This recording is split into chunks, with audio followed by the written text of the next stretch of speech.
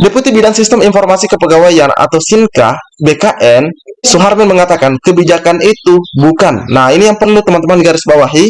Kebijakan yang dimaksud pada informasi kali ini bukan Kepmenpan RB nomor 571 tahun 2023.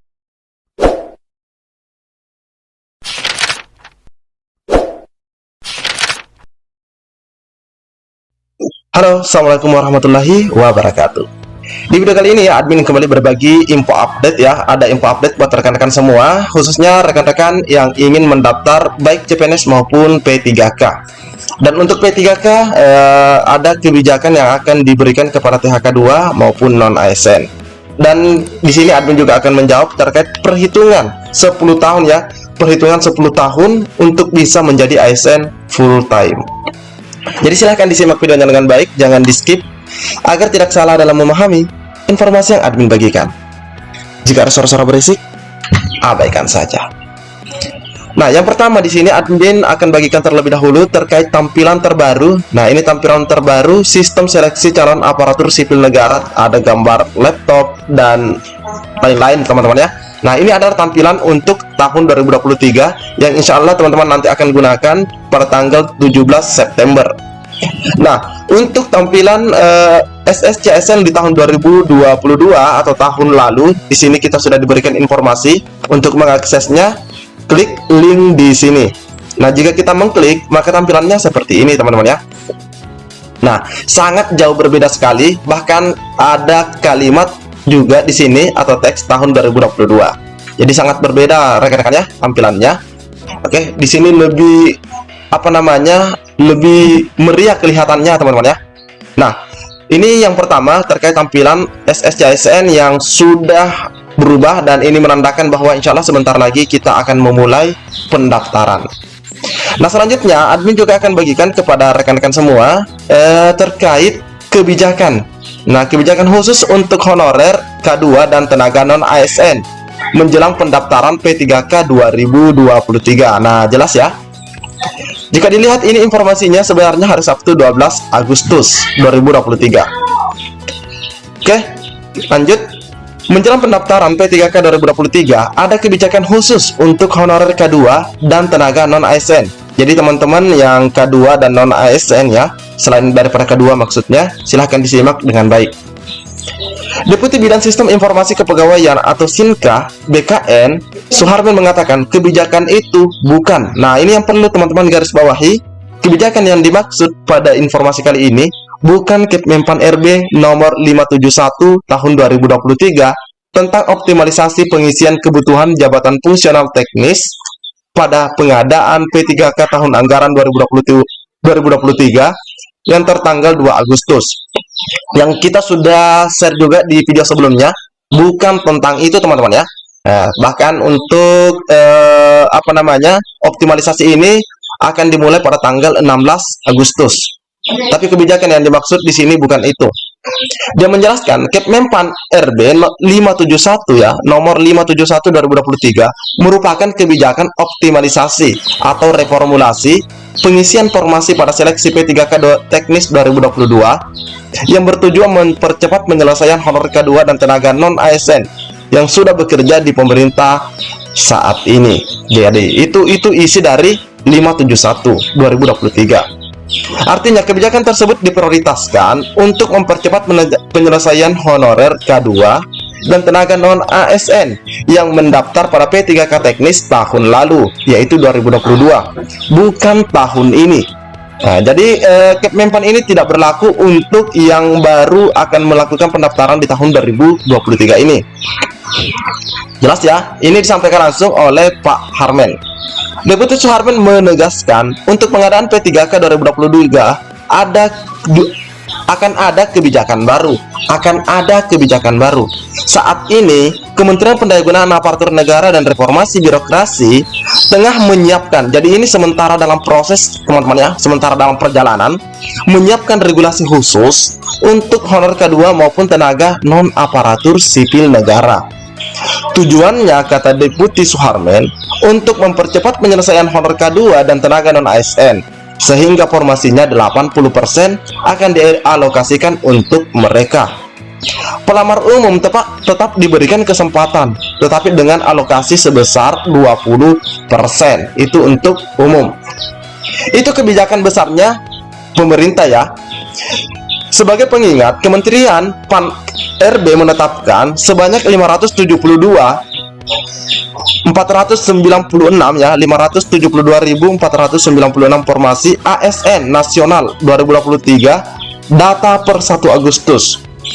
Jumlah tersebut untuk formasi 72 instansi pemerintah pusat yang sebanyak 78.862 dan daerah 493.634 ASN. Alokasi formasi CSN untuk pemerintah pusat perinci sebanyak 28.000 sekian, CPNS-nya 49.000 sekian. Adapun di pemerintah daerah dialokasikan khusus sebanyak 296.084 untuk guru, 154.724 tenaga kesehatan, dan 42.826 teknis. Proses seleksi akan dimulai pada September. Ini sudah keluar tanggalnya teman-teman ya.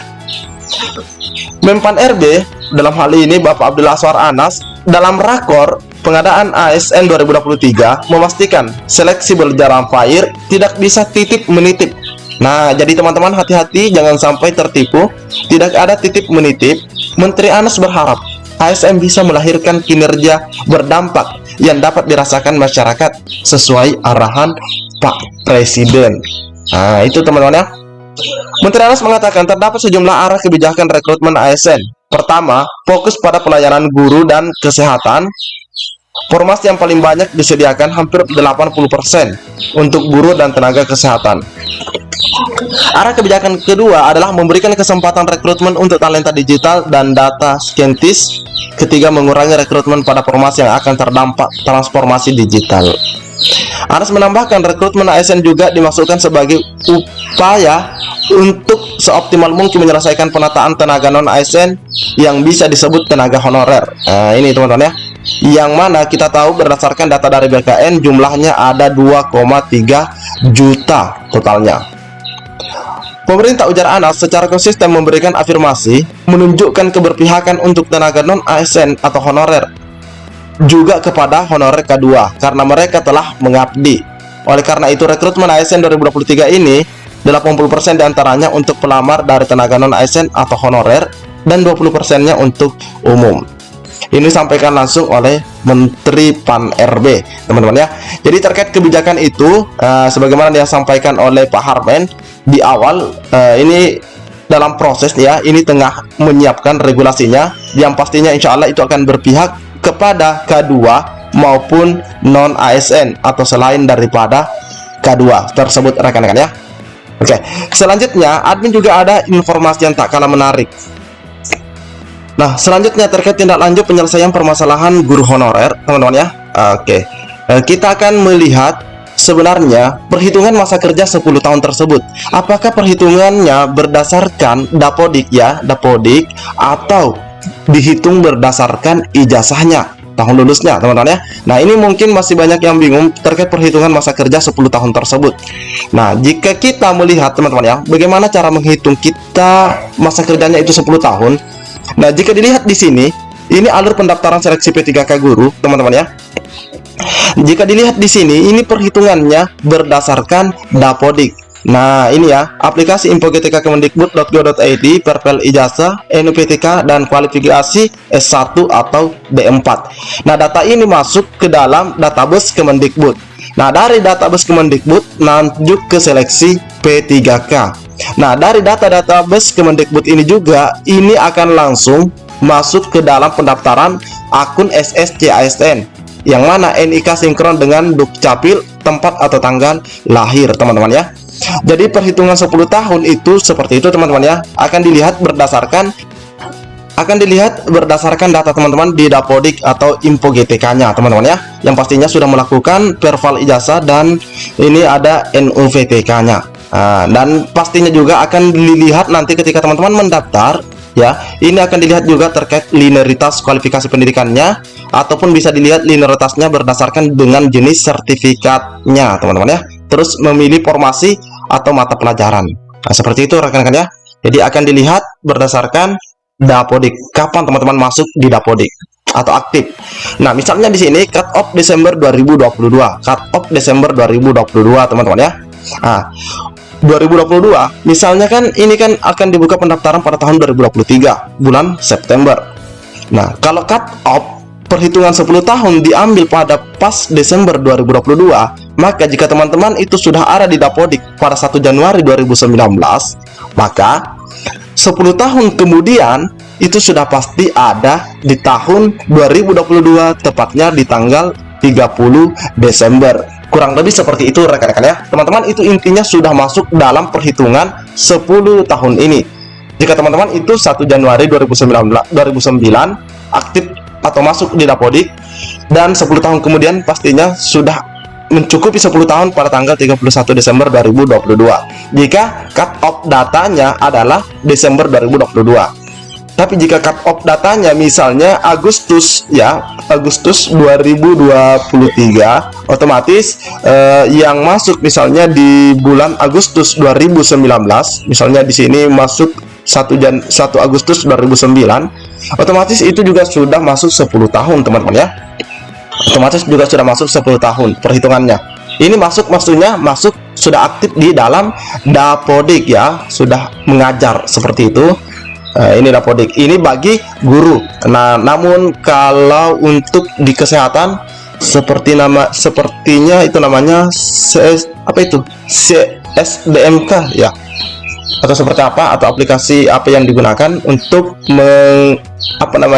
menginput data-data honorernya. Namun kita tahu kalau misalnya untuk guru itu kan ada Dapodik kalau di Diknas, sedangkan di Kementerian Agama ada Simpatika, ada juga EMIS. Nah, seperti itu teman-teman ya. Jadi teman-teman yang sudah aktif di Dapodik dimulai ya 1 Januari 2009 dan 31 Desember 2022 sudah pasti 10 tahun. Apalagi jika rekan-rekan itu sudah mengabdi dari tahun 2008, 2007 dan seterusnya. Itu sudah pasti 10 tahun teman-teman ya. Jadi itu perhitungan 10 tahun masa kerja berdasarkan Dapodik atau Simpatika teman-teman ya.